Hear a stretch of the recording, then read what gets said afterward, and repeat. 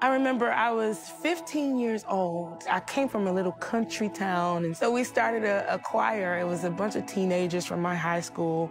Music has always been, you know, a very important part of our lives.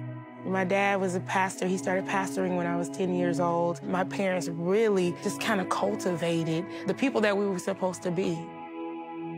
God released the miraculous in my life. I had just released the song, Break Every Chain, and I had a diagnosis of a nodule on my right vocal cord.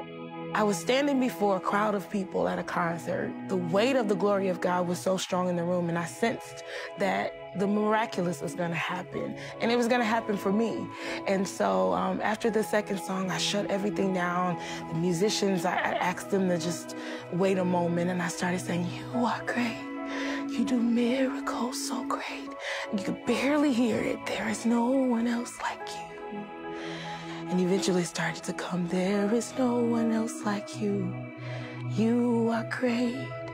You do miracles so great.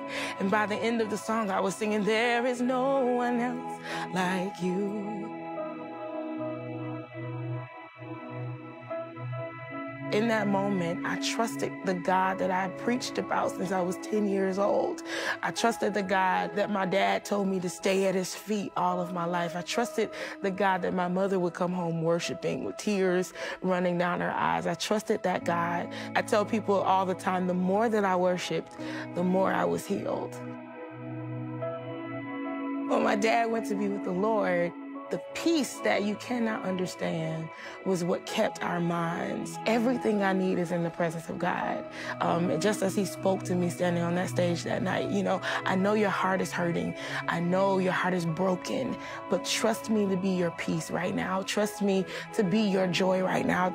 And I am a living witness, a living testimony that God is absolutely amazing. He'll be exactly what you need whenever you need it. When God brings let's go moments into your life, it's because he's saying, I trust you with something greater because you've passed those tests before. And without these let's go moments, we'll always be in that small place. You know, it stretches our minds, it stretches our heart, and it stretches our faith.